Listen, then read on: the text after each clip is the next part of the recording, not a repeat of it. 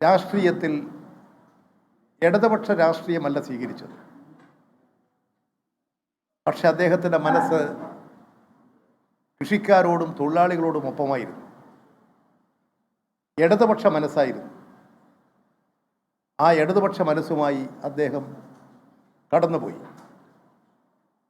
അങ്ങനെ ആ സേവന രംഗത്ത് പ്രവർത്തിച്ച് അദ്ദേഹം പൊതുരംഗത്ത് നിറഞ്ഞു നിൽക്കുന്ന അവസരത്തിലാണ് ഇവിടെ പാലക്കാട് അസംബ്ലി നിയോജക മണ്ഡലത്തിൽ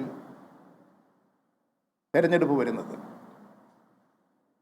ഏതാണ്ട് ഒരു 5-6 വർഷക്കാലം പ്രവർത്തിച്ച് വലിയ ശമ്പളം വാങ്ങി ജീവിച്ചിരുന്ന ഒരു ഉയർന്ന ഉദ്യോഗസ്ഥൻ, ഒരു ഡോക്ടർ, ഏത് രംഗത്തും പണമുണ്ടാക്കണമെങ്കിൽ പണമുണ്ടാക്കാനുള്ള സാഹചര്യമുള്ള ഒരു ഉന്നതനായ വ്യക്തിത്വമുള്ള ഒരു വ്യക്തി അത് രാജിവെച്ച് രാഷ്ട്രീയത്തിൽ പ്രവർത്തിക്കുന്നത് ഏറ്റവും അപൂർവമായ ഒരു സംഭവമാണ്. അങ്ങനെ പ്രവർത്തിച്ചുകൊണ്ട് രാഷ്ട്രീയത്തിൽ വന്ന അദ്ദേഹം വിശ്വസിച്ച രാഷ്ട്രീയത്തിൽ സത്യസന്ധതയും നീതിയും ലഭിക്കുന്നില്ല എന്ന് ബോധ്യമായി.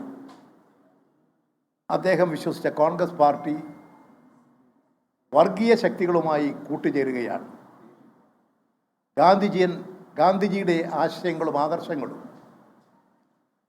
നിഷ്പ്രഭമാക്കിക്കൊണ്ട് വ്യക്തി താല്പര്യങ്ങളുടെ പിന്നാലെയും സാമ്പത്തിക താല്പര്യങ്ങളുടെ പിന്നാലെയും കോൺഗ്രസും അതിൻ്റെ നേതാക്കളും സഞ്ചരിക്കുന്നു.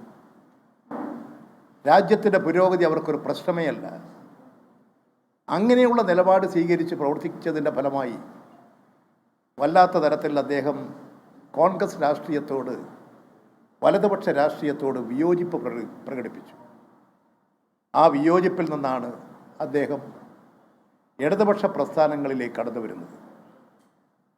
തീർച്ചയായും ഇടതുപക്ഷ പ്രസ്ഥാനങ്ങൾ, വിശിഷ്യ കമ്മ്യൂണിസ്റ്റ് പാർട്ടി, മാർക്സിസ്റ്റ്, ഈ തെരഞ്ഞെടുപ്പ് ഘട്ടത്തിൽ ഏറ്റവും യോഗ്യനായ, ഈ മണ്ഡലത്തിൽ മത്സരിക്കാൻ ഏറ്റവും അർഹതയുള്ള, ജനസേവന പാരമ്പര്യമുള്ള, ജനങ്ങളിൽ ജീവിതമർപ്പിക്കാൻ പ്രതിബദ്ധതയോടുകൂടി വൻ ശമ്പളം ലഭിക്കുന്ന ജോലി ഉപേക്ഷിച്ച് പൊതുരംഗത്ത് പ്രവർത്തിച്ച ആ നല്ല ചെറുപ്പക്കാരനെ ഇവിടെ സ്ഥാനാർത്ഥിയാക്കി ഈ തെരഞ്ഞെടുപ്പ് പോരാട്ടത്തിൽ അണിനിരത്തുകയാണ്.